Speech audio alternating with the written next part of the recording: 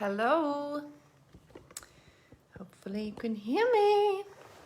Live 4-5. Talking about vulnerability. What is it?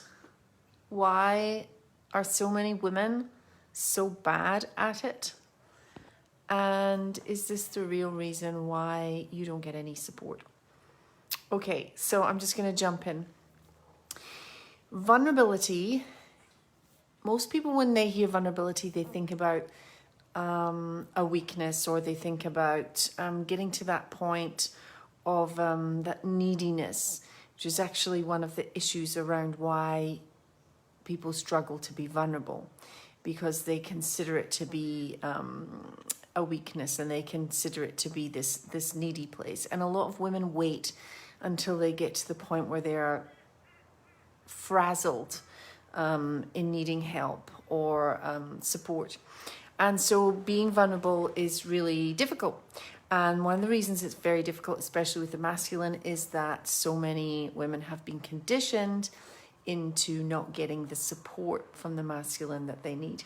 Growing up, they didn't witness it, they didn't feel it, it wasn't exampled. Maybe they watched their mother not getting support, or their father was absent or busy, always working, never really there. Vulnerability, however, is not this breaking down point. Vulnerability is really just expressing yourself authentically. It's important to see the distinction. It's expressing yourself authentically. So sometimes that looks like I need help. Sometimes it looks like this is what I like, this is what I don't like, this is what I want, this is what I don't want, this is what I find funny, this is what I don't find funny, this is my opinion, this is what I think, this is who I am. It's just this vulnerability is expressing yourself authentically. And what makes it vulnerable, or what makes you vulnerable, is that you let go of the outcome. It can feel that expressing yourself authentically is dangerous, it's scary, because you don't know what people are going to do. You don't know if people are going to approve. You don't know if people are going to be pleased. And so this is why we shy away from being vulnerable. But the thing is, and this is where it becomes a power, is that when you are expressing yourself authentically, it's received authentically. And so if you're expressing yourself for need, for support, or for help, and you're doing it from this authentic place, it's very different than where a lot of women come from when they get to that point they need help, and it's coming from this accusing place.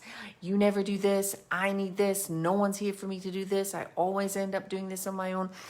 And it's not the same, it doesn't land the same. It's not heard the same, and it's coming from a place of fear, it's coming from a place of lack. And because there's been a lack of expressing that yourself authentically, it doesn't land with that authentic field. And so vulnerability is something that it's practiced in the sense that the more authentic you can be, and if you are showing up authentically and you are expressing yourself authentically, then when you're being vulnerable, it's received it's not received as an accusation. It's not received as you never do anything, I have to do everything.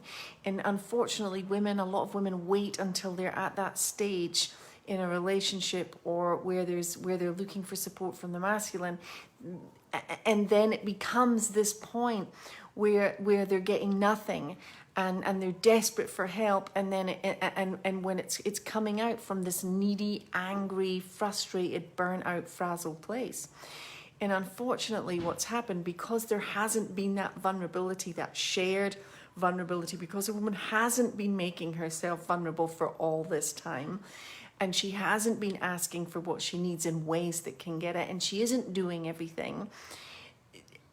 And I'm talking about in the masculine feminine dynamic, he's pulled away, he's withdrawn.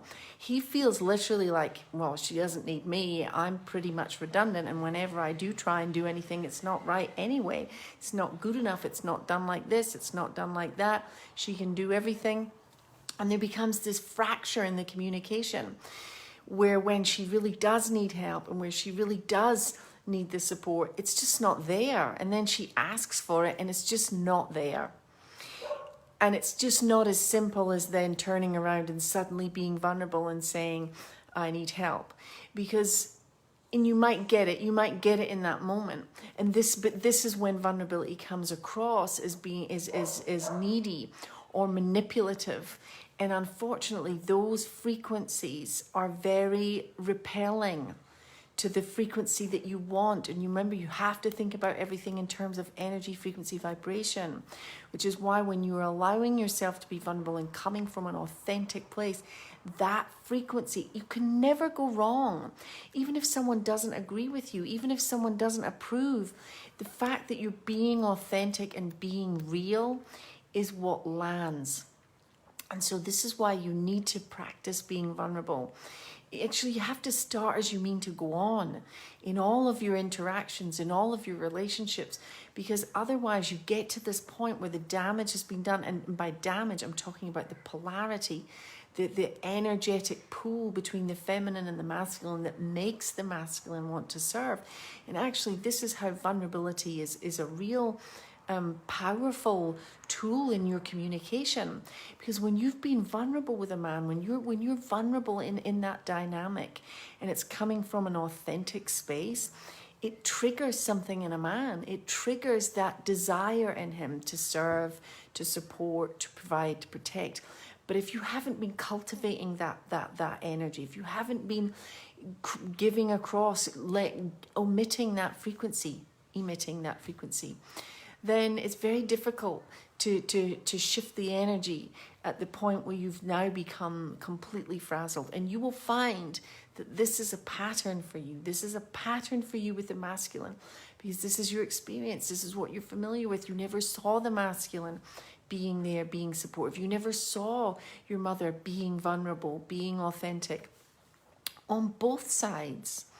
And so it feels it's a very unfamiliar, and that this is the mistake that women make in thinking that vulnerability is gonna open them up to weakness.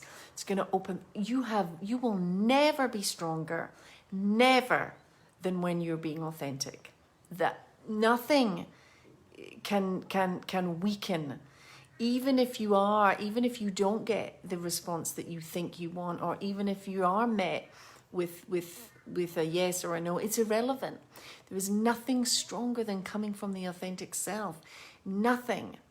And this is where you can express your needs. This is where you can express your wants, express your desires, and have no shame around them. And again, this is what something that stops women being vulnerable, is this shame, this idea of shame, that needing something or having needs is somehow is some weakness for them. And it backfires, it works against you, because you end up, by doing everything yourself, you end up completely unsupported and exhausted. And that's not conducive for you or for your relationship. So it's understanding the difference, the frequency, the tone in expressing yourself authentically. That's true vulnerability. That's why it's powerful, because there's nothing more powerful than the authentic self. If you want to delve more into how you communicate that to men, you need to check out the How to Speak to Men program, because I'm going to be covering that and so much more in there. Anyway, that's it. I hope it was helpful. Mwah. Talk soon. Bye.